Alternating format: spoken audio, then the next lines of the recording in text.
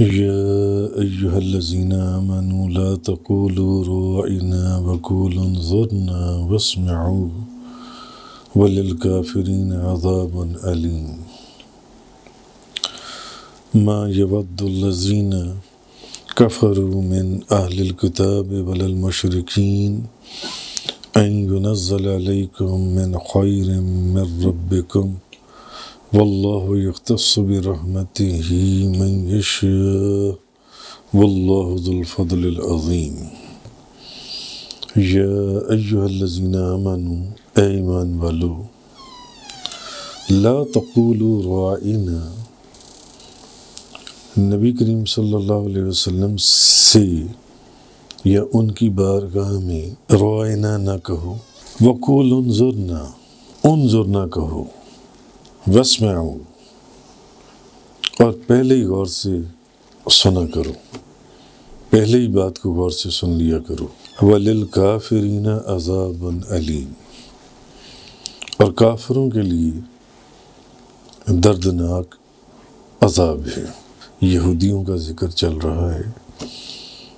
کہ یہ کس طرح اللہ اور اس کے رسول کی نافرمانی کرتے تھے اور بے ادبی اور گستاخی کی انتہا کرتے تھے،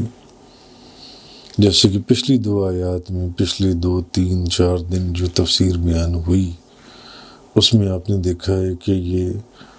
نبیوں کو بھی نہیں چھوڑتے تھے، اور ان کے نزدیک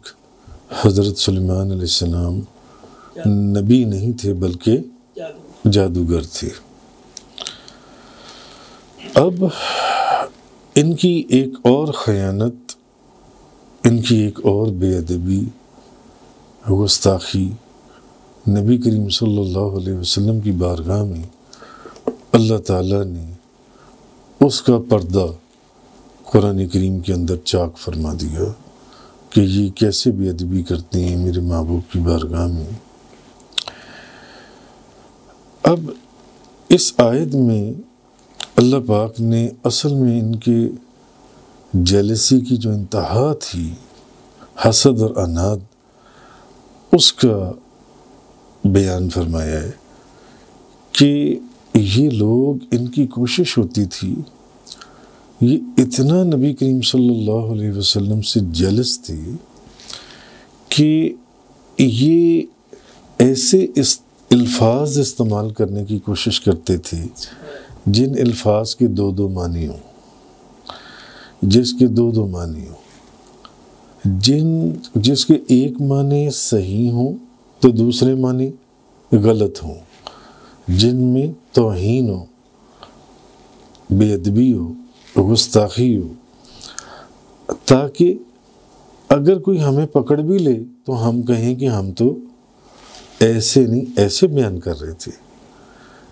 ٹھیک ہے، اس لفظ کے ایک معنی یہ نکلتے ہیں مگر اس کے ایک معنی یہ بھی تو ہیں، ہم نے تو یہ کہا تھا۔ تو مگر اللہ تعالیٰ نے مسلمانوں کو،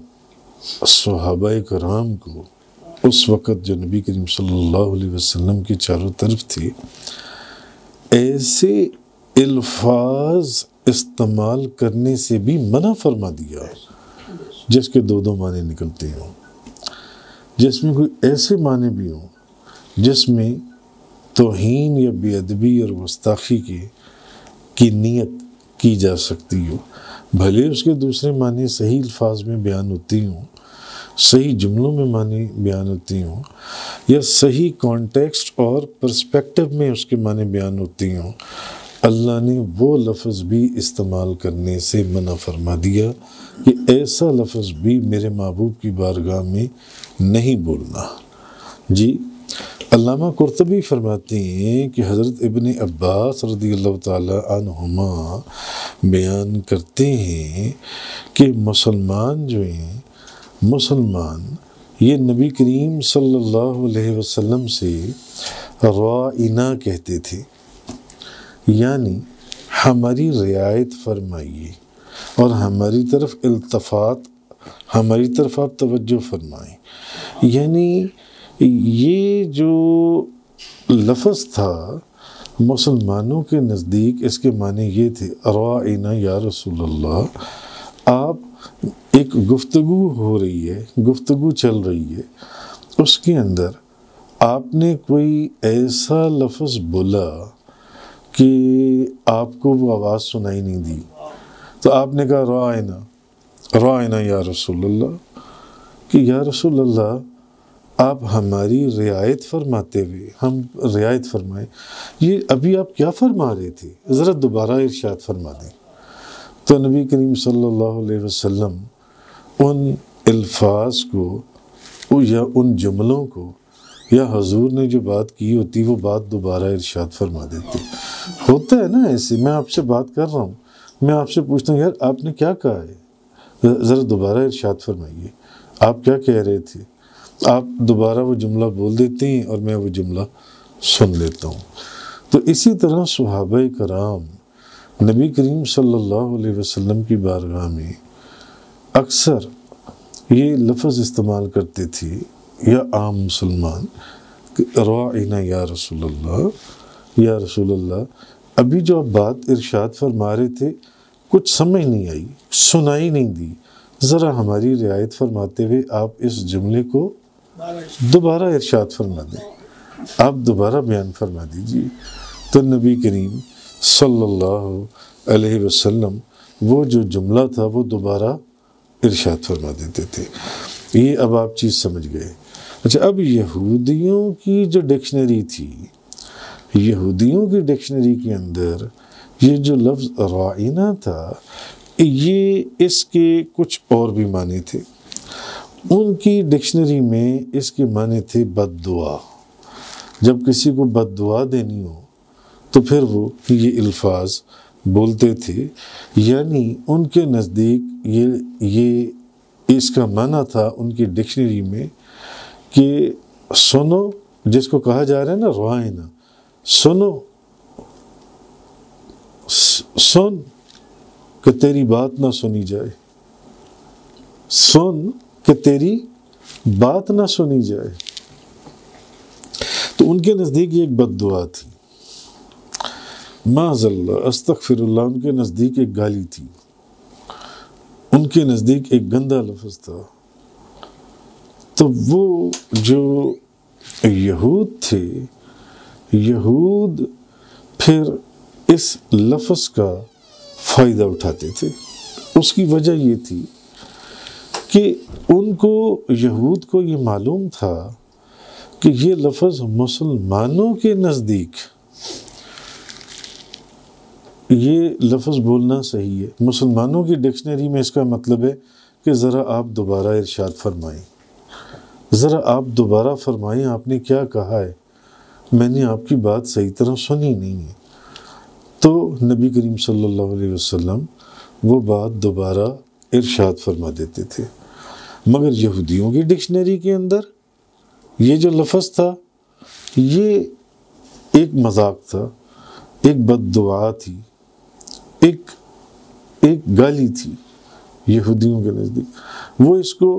اہانت کے طور پر اور بے ادبی کے طور پر اور گستاخی کے طور پر نبی کریم صلی اللہ علیہ وسلم کی بارگاہ میں بولتے کہ رائنا، کہ سن تیری بات ہی نہ سنی جائے، سن تیری بات ہی نہ سنی جائے، مذاق اڑاتے تھے نبی کریم صلی اللہ علیہ وسلم کا۔ تو تمہاری بات، تو انہوں نے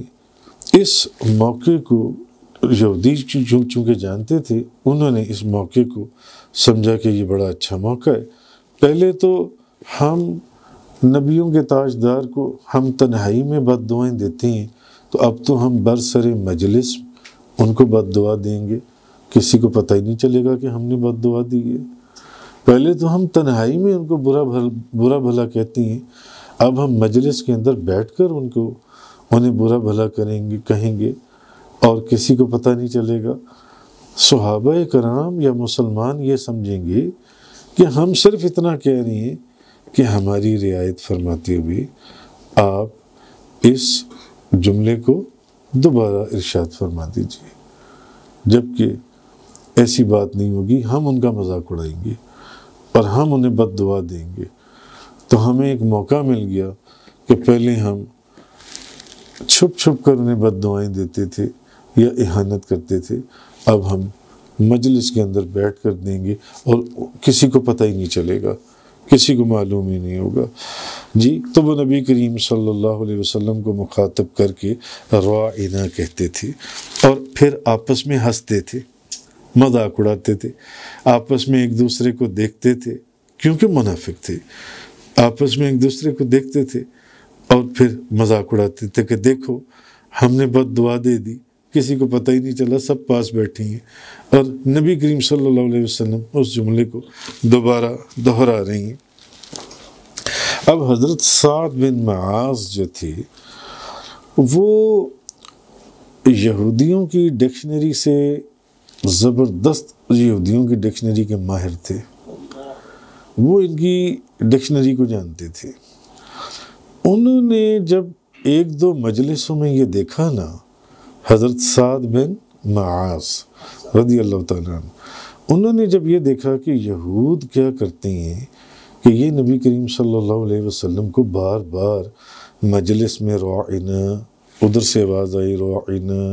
ادھر سے آواز آئی راعنا، یہ بار بار یہ لفظ بولتے ہیں، تو حضرت معاذ چونکہ ان کی ڈکشنری سے واقف تھے، وہ انہوں نے ایک دن جن سے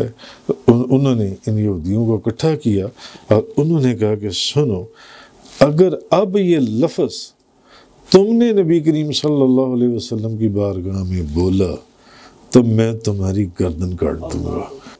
فنا کا عالم یہ ہے کہ میں اکثر ایک بات کرتا ہوں کہ محبوب کی ہر چیز پیاری ہوتی ہے، محبوب کے در کا کتا بھی پیارا ہوتا ہے، محبوب کی نالین جو ہے وہ سر کا تاج ہوتی ہے۔ جب جو محبت ہوتی ہے، جہاں محبت نہ ہو، منافقت ہو، وہ پھر وہاں ان چیزوں کو دیکھا جاتا ہے کہ میرے محبوب کی زبان سے یہ لفظ نکلا، یہ لفظ تو ٹھیک نہیں تھا، یہ لفظ تو فلاں تھا، یہ لفظ تو ایسے تھا، اچھا ان سے پوچھا جائے کہ انہوں نے یہ لفظ کیوں بولا تھا۔ یہ سب جنسی ہیں، یہ منافقت کی مختلف قسمیں ہیں جنسی ہیں۔ تو محبوب سے زیادہ، محبوب اگر ہے اور آپ اس کے سچے محب ہیں، آپ کو اس کی کوئی چیز جنسی ہے کبھی بری نہیں لگے گی، آپ کو اس کی ہر چیز محبوب۔ مگر یہاں تو محبوب وہ تھا جس کے وجود کی برکت سے کائنات کی ساری برائیاں دور کر دی گئیں، جس کے وجود کی برکت سے، جس کی پاکیزگی کی برکت سے، جس کی اچھائی کی برکت سے کائنات کی ہر طرح کی برائی کو دور کیا گیا اور ناپاکی کو دور کیا گیا۔ پھر وہ محبوب ہو تو حضرت سعد بن معاذ جن سے انہوں نے یہودیوں کو پکڑ لیا، انہوں نے کہا سنو، تم یہ جو لفظ میرے محبوب کی بارگاہ میں بولتے ہو، اگر میں نے یہ لفظ تمہاری زبان سے دوبارہ سن لیا تو میں تمہاری گردن کاٹ دوں گا۔ اور انہوں نے اس چیز کا ڈر اور خوف نہیں کیا کہ میں ان کو یہ کہہ رہا ہوں تو کہیں یہ میرے اوپر ہی کوئی کیس نہ بنا دیں، یا یہ کہیں مجھے ہی نہ کہیں پر پکڑ لیں اور مارنے کوٹنے شروع کر دیں۔ انہوں نے کہا یہ وقت بتائے گا، مگر میں تمہاری گردن کاٹ دوں گا اگر کسی نے اب نبی کریم صلی اللہ علیہ وسلم کی مجلس کے اندر راعنا کا لفظ بولا۔ انہوں نے کن کو کہا؟ انہوں نے یہودیوں کو کہا، انہوں نے یہود کو کہا۔ تو اس وقت پھر یہ آیت نازل ہوئی۔ پھر جب یہ واقعہ ہوا نا سارا، پھر یہ آیت نازل ہوئی کہ یا ایھا الذین آمنوا، اے ایمان والو۔ اب اللہ پاک نے صرف یہود کو نہیں، ایمان والوں کو بھی اللہ پاک نے منع فرما دیا، لا تقولوا راعنا۔ آج اس وقت کے بعد یہ لفظ میرے محبوب کی بارگاہ میں نہ بولنا، بھلے یہ بولنا جائز ہے، بھلے یہ بولنا جائز ہے، مگر اس کے ایک معنی یہودیوں کی زبان میں غلط ہیں، وہ تمہاری زبان میں جائز ہیں، صحیح ہیں، ٹھیک ہیں، مگر جس لفظ کے اندر کوئی دوسرے معنی بھی نکلتے ہوں میرے محبوب کی بارگاہ میں گستاخی کے، مسلمانوں کو وہ جائز اور حلال اور صحیح لفظ بولنے سے بھی منع فرما دیا گیا کہ یہ لفظ آئندہ نہ بولنا۔ وَقُولُوا انظُرْنَا وَاسْمَعُوا، اور اگر کہنا ہی ہو تو کہنا انظرنا، کہ نظر کرم فرمائیے یا رسول اللہ ہم پر۔ اور کیوں کہتے ہو یہ بھی؟ واسمعوا، پہلے ہی غور سے سنا کرو بات، کیوں میرے محبوب کو کہتے ہو کہ یہ بات دوبارہ دہرائیں؟ ہم نے صحیح طرح سنی نہیں ہے۔ وَلِلْكَافِرِينَ عَذَابٌ عَلِيمٌ، اور کافروں کے لیے دردناک عذاب ہے۔ تو اس موقع پر پھر یہ جو انسی آیت نازل ہوئی اور مسلمانوں سے کہا گیا کہ جب کوئی بات سمجھ نہ آئے تو رائنا نہ کہو بلکہ انظرنا کہہ لینا، ہم پر نظر رحمت اور مہربانی فرماتے ہوئے اس بات کو دوبارہ ارشاد فرمائیں، تاکہ یہود کو یہ موقع نہ ملے کہ وہ صحیح لفظ کو غلط معنی میں استعمال کریں، اور پہلے ہی نبی کریم صلی اللہ علیہ وسلم کی بات غور سے سن لیا کرو تاکہ یہ نوبت ہی نہ آئے۔ کیوں ان سے پوچھتے ہو کہ آپ دوبارہ یہ بات ارشاد فرمائیے؟ تو یہ قرآن مجید میں ایک اور جگہ کے اوپر بھی سورۃ النساء کے اندر اللہ پاک نے فرمایا، من الذین ہادوا یحرفون الکلم عن مواضعہ ویقولون سمعنا وعصینا واسمع غیر مسمع وراعنا لیا بألسنتہم وطعنا فی الدین ولو انہم قالوا سمعنا واطعنا واسمع وانظرنا لکان خیرا لہم واقوم ولکن لعنہم اللہ بِكُفْرِهِمْ فَلَا يُؤْمِنُونَ إِلَّا قَلِيلًا۔ بعض یہود، اللہ نے اس کی نشاندہی فرمائی ہے ایک اور جگہ کے اوپر قرآن پاک میں، بعض یہود اللہ تعالیٰ کے کلمات کو اس کے اصل کانٹیکسٹ اور پرسپیکٹو سے تبدیل کر دیا کرتے تھے، جیسے میں نے آپ کو پیچھے مثال دی ہے، اور کہتے کہ ہم نے سنا، اور پھر یہ کہتے تھے کہ ہاں ہم نے سن لیا مگر پھر بھی ہم نے نافرمانی کی، اور آپ سے کہتے ہیں سنیے جی، حالانکہ آپ کی بات نہ سنی گئی ہو، اور دین میں تان کرنے کے لیے اپنی زبانوں کو موڑ کر رعینا کی بجائے رعینا کہہ کر یہ کہتے ہیں، اور اگر یہ کہتے کہ ہم نے سنا اور ہم نے اطاعت کی اور آپ ہماری بات سنی اور ہم پر نظر کرم فرمائیں تو یہ ان کے حق میں بہت اچھا اور بہت درست ہوتا، لیکن اللہ نے ان کے کفر کی وجہ سے ان پر لعنت فرما دی، وَلَكِنْ لَعْنَهُمُ اللَّهُ بِكُفْرِهِمْ فَلَا يُؤْمِنُونَ إِلَّا قَلِيلًا۔ اللہ تعالیٰ نے ان کی اس بے ادبی، گستاخی اور اہانت کی وجہ سے، ان کے کفر کی وجہ سے ان پر لعنت فرما دی، تو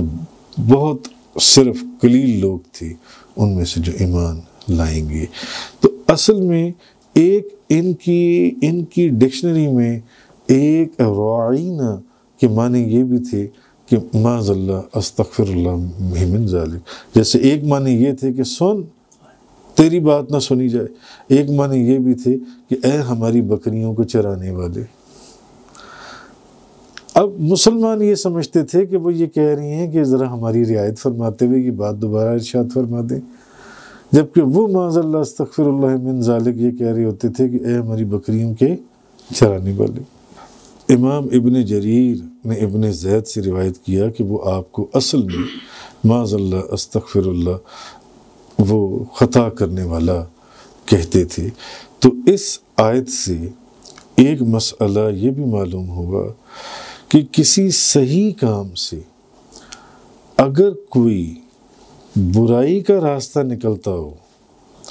تو اس بڑی برائی کو ختم کرنے کے لیے اس صحیح کام کو بھی اگر ترک کرنا پڑے تو ترک کر دیا جائے۔ رعینا کہنا جائز تھا یا نہیں تھا؟ جائز تھا مسلمانوں کی زبان میں،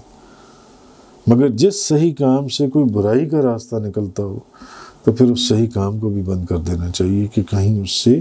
وہ برائی کا جن سے وہ زیادہ نہ چلی جائے، جس کا قرآن کریم نے ایک جگہ کئی مثالیں ہیں مگر قرآن کریم کے اندر ہے، وَلَا تَسُبُّوا الَّذِينَ يَدْعُونَ مِن دُونِ اللَّهِ فَيَسُبُّوا اللَّهَ عَدْوًا بِغَيْرِ عِلْمٍ، اور تم مشرکین کی جو مشرک لوگ ہیں ان کے معبودوں کو برا نہ کہو، ان کے معبودوں کو برا نہ کہو، وہ عداوت اور جہالت کی وجہ سے اللہ کو برا کہیں گے، اس لیے تم ان کو برا نہ کہو۔ تو رسول کریم صلی اللہ علیہ وسلم کی جو بارگاہ میں توہین ہے یہ بالاجماع کفر ہے۔ تمام ائمہ کے نزدیک نبی کریم صلی اللہ علیہ وسلم کی بارگاہ میں توہین کا ایک لفظ بولنا انسان کو دائرہ ایمان میں سے نکال کے کفر کی دنیا میں داخل کر دیتا ہے۔ یہ کفر ہے نبی کریم صلی اللہ علیہ وسلم، اور بالاتفاق تمام ائمہ کے نزدیک وہ شخص واجب القتل ہے۔ جو نبی کریم صلی اللہ علیہ وسلم کی یہ مسئلہ ہے، جو بندہ حضور کی بارگاہ میں ایک لفظ بھی کوئی ایسا احانت والا بولے وہ بالاتفاق واجب القتل ہے، اور اس کی توبہ قبول کرنے میں مذاہب جو مختلف ائمہ کے مذاہب ہیں ان سب کا یہی ہے کہ جو بھی ایسا کرے گا آپ کی مختلف وہ توہین جو ہے، توہین کا تعلق بھلے نبی پاک صلی اللہ علیہ وسلم کی ذات کے ساتھ ہو، بھلے آپ کے نسب کے ساتھ ہو، بھلے آپ کے دین کے ساتھ ہو، یا آپ کی کسی صفت کے ساتھ ہو، بھلے دین کے ساتھ ہو، نسب کے ساتھ ہو، ذات کے ساتھ ہو، صفات کے ساتھ ہو، آپ کی کسی صفت کے ساتھ ہو، اور پھر یہ احانت کرنے والا جو ہے وہ بھلے کنایتاً کرے، بھلے وہ صراحتاً کرے، بھلے وہ اشارتاً کرے، وہ اعتراض کی صورت میں کرے، تو وہ ہر صورت میں جو ان سے یا کوئی شخص آپ کو بد دعا کرے وہ بھی احانت کے اندر آئے گا، یا معاذ اللہ استغفر اللہ من ذالک آپ کا برا چاہے وہ بھی احانت کے اندر آئے گا۔ جی تو کسی بھی طریقے سے آپ سے نسبت رکھنے والی چیزوں کو یا لوگوں کو یا آپ کی طرف نسبت کرتے ہوئے ان چیزوں کی طرف وہ کوئی تانا دے یا مذمت کرے، تو جس شخص سے کوئی بھی ایسا کلام صادر ہو جس سے آپ کی احانت ظاہر ہو وہ کفر ہے، اور وہ واجب القتل ہے، واجب القتل ہے۔ اسی طرح قاضی ایاز مالکی رحمۃ اللہ علیہ نے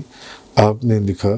کہ علماء کا اس بات پر اجماع ہے کہ نبی کریم صلی اللہ علیہ وسلم کی احانت کرنے والا اور آپ کی بارگاہ میں بے ادبی کرنے والا، آپ کی شان میں ذرا سی کمی کرنے والا وہ کافر ہے، اور اس پر عذاب الہی کی وعید جاری ہے، اور امت کے نزدیک اس کا حکم قتل کرنا ہے کہ اس کو قتل کر دیا جائے۔ اور جو شخص احانت کرنے والے یا نبی پاک صلی اللہ علیہ وسلم کی بارگاہ میں ہلکی سی بھی گستاخی کرنے والے اس کے کفر اور عذاب کے اندر شک کرے کہ نہیں پتہ نہیں یہ بندہ کافر ہوا ہے یا نہیں ہوا، پتہ نہیں یہ جہنمی ہے یا نہیں ہے، ائمہ نے لکھا کہ وہ بندہ بھی کافر ہے اور جہنمی ہے۔ جو صرف اتنا شک کرے اس شخص کی بے ادبی اور گستاخی اور احانت کے اوپر کہ پتہ نہیں یہ شخص نبی کریم صلی اللہ علیہ وسلم کی بارگاہ میں اس نے احانت کی، یہ شخص اب کافر ہے یا مسلمان ہے، اس شک میں پڑ جائے پر نہیں اس کہ یہ جہنمی نہیں ہے، جہنمی، وہ بندہ بھی کافر اور جہنمی ہے۔ جو نبی کریم صلی اللہ علیہ وسلم کا معاملہ جو انسا ہے یہ ایسا ہے۔ آپ دیکھیں حضرت عمر فاروق والا واقعہ آپ دیکھ لیجئے، وہ یہودی اور وہ بندہ جب نبی کریم صلی اللہ علیہ وسلم کی بارگاہ میں وہ مسلمان اور وہ بظاہر وہ منافق اور وہ یہودی، تو نبی کریم صلی اللہ علیہ وسلم نے اس بندے کے حق میں فیصلہ دے دیا، مگر اس نے کہا کہ نہیں ہم حضرت ابو بکر صدیق سے، اس کے بعد اس نے کہا ہم حضرت عمر فاروق سے۔ حضرت عمر فاروق کو اس یہودی نے کہا کہ نبی کریم صلی اللہ علیہ وسلم نے فیصلہ میرے حق میں تھا، مگر یہ کہتا ہے کہ میں نے عمر فاروق سے فیصلہ کروانا ہے۔ انہوں نے کہا ٹھیک ہے 2 منٹ ٹھہرو میں آ رہا ہوں، تلوار لائے اور اس کی گردن کاٹ دی انہوں نے۔ کیوں؟ یہ بھی نبی اب یہ کیا تھا، اس نے کوئی ایسا گندا یا غلیظ یا کوئی گالی یا کوئی گندا لفظ اہانت اس صورت میں نہیں کی تھی۔ اس نے کیا کہا؟ اس نے کہا کہ نہیں، نبی کریم صلی اللہ علیہ وسلم کا جو فیصلہ ہے نا وہ مجھے منظور نہیں ہے۔ اس فیصلے کو منظور نہ کرنے کی حضرت عمر فاروق نے اس کی گردن کو کاٹ دیا۔ تو اصل چیز یہی ہے کہ قرآن کریم کے اندر اللہ تبارک و تعالیٰ نے ایسے لفظ کے استعمال کرنے سے بھی مسلمانوں کو منع فرما دیا کہ وہ لفظ بھی استعمال نہیں کرنا جس کے دو معنی ڈکشنری میں نکلتے ہیں، یا اگر اس ڈکشنری میں اس کے ایون ایک ڈکشنری نہیں، بعض لفظ ایسی ہوتی ہیں جس کے ایک ہی ڈکشنری کے اندر کئی معنی ہوتے ہیں، نہیں، بلکہ اگر اس ڈکشنری میں معنی یہ ہیں اور کسی دوسری ڈکشنری کے اندر معنی کچھ اور ہیں، اللہ پاک نے وہ لفظ بھی استعمال کرنے سے مسلمانوں کو منع کر دیا جو ان کے نزدیک جائز تھا۔ اللہ تعالیٰ ہمیں حق بیان کرنے، سننے، سمجھنے اور اس پر عمل کرنے کی توفیق عطا فرمائے۔ صدق اللہ تعالیٰ وبلغ رسول اللہ صلی اللہ علیہ وسلم۔